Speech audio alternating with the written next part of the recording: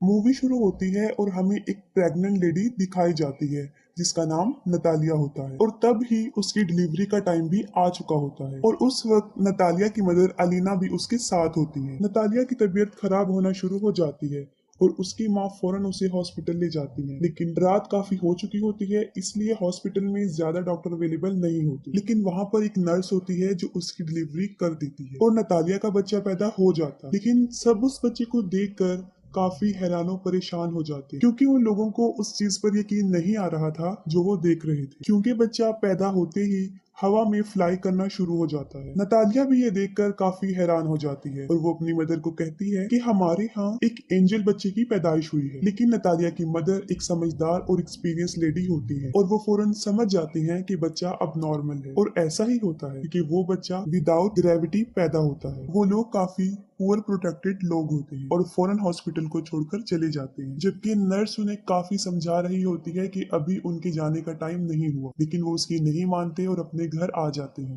जब वो लोग घर आ जाते हैं तब नतालिया की मदर उसे एक अजीब सा क्वेश्चन पूछती है। वो पूछती है कि तुम याद करो कि इस बच्चे का बाप कौन है, लेकिन नतालिया को याद नहीं आ रहा होता कि उस बच्चे का बाप कौन है। फिर उसकी मदर उसे बताती है कि ये कोई नॉर्मल बच्चा नहीं है और इस बात को हमें राज रखना, और अगर इस बात का किसी को पता चल गया तो हमें कई मुसीबतों का सामना करना पड़ सकता। फिर वो बच्चे का नाम सिलेक्ट करते हैं, तब उसका नाम ऑस्कर रखा जाता है और ऑस्कर सच में नॉर्मल बच्चा नहीं था क्योंकि उसे संभालना काफी मुश्किल था। जब वो लोग उसे अकेला छोड़ते थे तो वो छत से ही चिपक जाता था और देर तक वहीं चिपका रहता था। ये देखकर उसकी नानी उसके लिए काफी बेड्स बनाती हैं ताकि वो बच्चा जमीन पर ही रहे, और छत को भी वो काफी सॉफ्ट और लाइट वेट बना देते हैं ताकि बच्चे को चोट न लगे, क्योंकि उन लोगों को इस बात का भी डर था कि अगर उन्होंने इसे बाहर अकेला छोड़ दिया तो वो हवा में उड़ जाएगा और स्पेस में कहीं चला जाएगा। तभी वो लोग ऑस्कर के लिए काफी कॉन्शियस होते हैं और उसकी नानी और उसकी माँ उसका काफी ख्याल रखते हैं। फिर वक्त के साथ साथ ऑस्कर बड़ा होना शुरू हो जाता है, लेकिन वो घर पर ही रहता है क्योंकि उसकी नानी उसे बाहर ना जाने नहीं देती। घर रहकर वो मोस्टली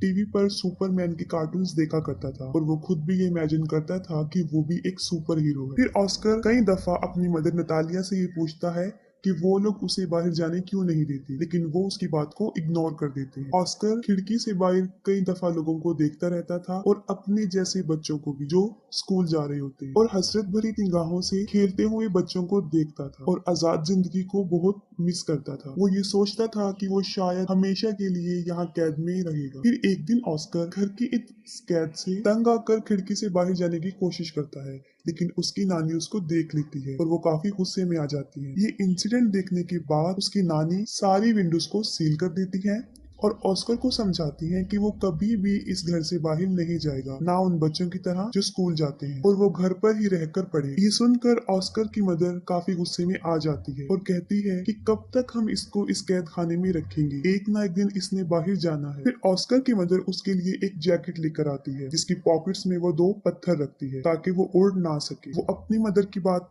नहीं सुनती और ऑस्कर को बाहर ले जाती है और साथ में वो ऑस्कर को ये भी बताती है कि वो सुपरमैन की तरह अपना राज किसी को नहीं बताएगा, वरना वो भी कभी सुपरमैन नहीं बन सके। फिर एक दिन ऑस्कर अपनी मदर के साथ कुछ सामान परचेज करने चला जाता है और वहां पर एक बच्ची से टकरा जाता है। उस बच्ची का नाम अगाथा होता है। अगाथा का सारा सामान उसके हाथ से नीचे गिर जाता है और वो ऑस्कर पर काफी चिल्लाती है और ऑस्कर को 2 पानी की बोतल्स दे देती है कि अब तुम्हारी पनिशमेंट ये है कि तुम इसे मेरे साथ मेरे घर लेकर जाओगे। लेकिन ऑस्कर इसके लिए इनकार कर देता है, लेकिन अगाथा उसे बहुत इंसिस्ट करती है। तब ऑस्कर इसके लिए राजी हो जाता है और अपनी मदर को बगैर बताए वो उस बच्ची के साथ चला जाता है। अब ऑस्कर के हाथ में 2 भारी बॉटल्स होती हैं और उसके पॉकेट्स में पत्थर भी होते हैं, जिसकी वजह से वो काफी हैवी महसूस कर रहा होता है। वो अपनी पॉकेट से दोनों पत्थरों को निकाल कर फेंक देता है। अब एगता के साथ उसकी फ्रेंडशिप हो जाती है। फिर एगता अपने घर पहुंच जाती है और वो ऑस्कर से पानी की बोतल्स मांगती है, लेकिन ऑस्कर पानी की बोतल्स देने से इनकार कर देता है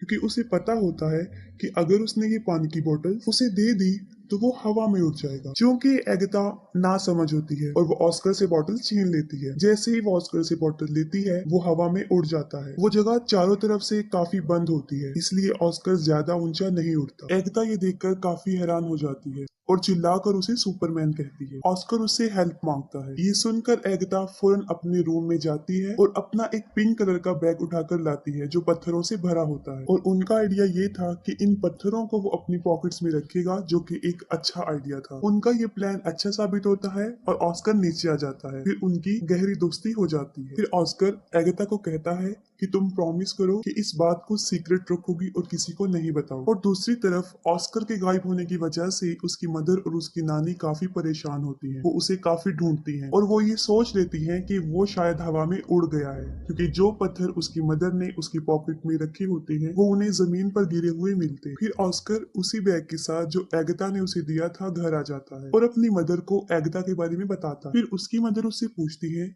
कि कहीं तुमने अपना राज उसे तो नहीं बता दिया, लेकिन वो अपनी मदर से झूठ बोल देता है कि मैंने नहीं बताया। फिर ऑस्कर और एगाथा कई दिन तक एक दूसरे से मिलते रहते थे। फिर एक दिन ऑस्कर की मदर को इस बात का पता चल जाता है कि एगाथा उस राज के बारे में जानती है। फिर उसी दिन के बाद उसकी मदर उसे एगाथा से मिलने नहीं देती, जबकि एगाथा काफी दफा ऑस्कर से मिलने उनके घर पर आती थी, लेकिन नतालिया उसे दरवाजे से ही भेज दी। फिर उन लोगों के आसपास के लोग उन्हें मशकूक निगाहों से देखने लगे, क्योंकि उन्हें ऐसा लग रहा था कि शायद ऑस्कर की मदर और नानी उसके साथ बुरा सलूक करती हैं।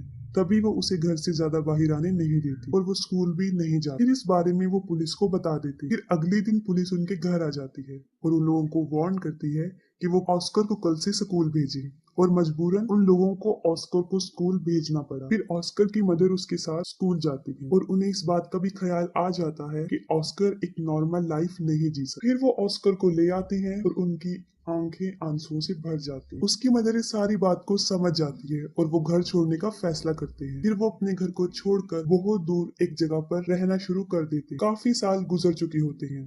अब ऑस्कर भी जवान हो जाता है, उसकी मदर काफी ओल्ड हो जाती है और उसकी नानी की डेथ हो जाती है। और ऑस्कर के पास अब तक वो बैग होता है जो एगाथा ने उसे दिया होता है। वो उस बैग को कभी भी अपने से दूर नहीं करता था, इवन के सोते वक्त भी वो उसे अपने साथ लेकर सोता था। लेकिन आज भी उसका लाइफ स्टाइल जीने का वही तरीका, घर में रहकर ही वो जिंदगी गुजारता और उसकी जिंदगी सीक्रेट पर ही चल रही होती है। ऑस्कर की मदर और वो एक दूसरे का बहुत ख्याल रखते थे। ऑस्कर अब अपनी जिंदगी से फेड अप हो गया था। इस राज को छुपाते हुए वो काफी तंग आ चुका। फिर वो सोचता है कि अगर दुनिया को उसके बारे में पता चल जाएगा तो वो थोड़े ही वक्त में पूरी दुनिया में मशहूर हो जाएगा, जैसे उसका आइडियल मैन सुपरमैन, और उसके ऊपर बहुत से लोग किताबें भी लिखेंगे। लेकिन उसकी मदर ऐसा कुछ नहीं चाहती। लेकिन उसकी मदर उसे समझाती है कि ऐसा कुछ नहीं हो, क्योंकि उसकी मदर को ऐसा लगता था कि अगर दुनिया को इस राज का पता चल गया तो वो उसे खो देगी। फिर वो अपनी माँ की खातिर सब्र कर लेता है, लेकिन फिर उसका सब्र खत्म होना शुरू हो जाता है और एक दिन वो अपनी मदर को बगैर बताए घर से बाहर चला जाता है। फिर वो एक मैजिक शो में चला जाता है जहाँ लोगों के टैलेंट को दिखाया जाता है और वो पहली मर्तबा अपने टैलेंट को दिखाने वहाँ चला जाता है। फिर उसी रात वो शो हिट हो जाता है और उसकी माँ भी ये वो शो देख लेती है। इस मामले में ऑस्कर की मदर बेबस थी। काफी लोग ऑस्कर को टीवी पर देख चुके होते हैं और वो फेमस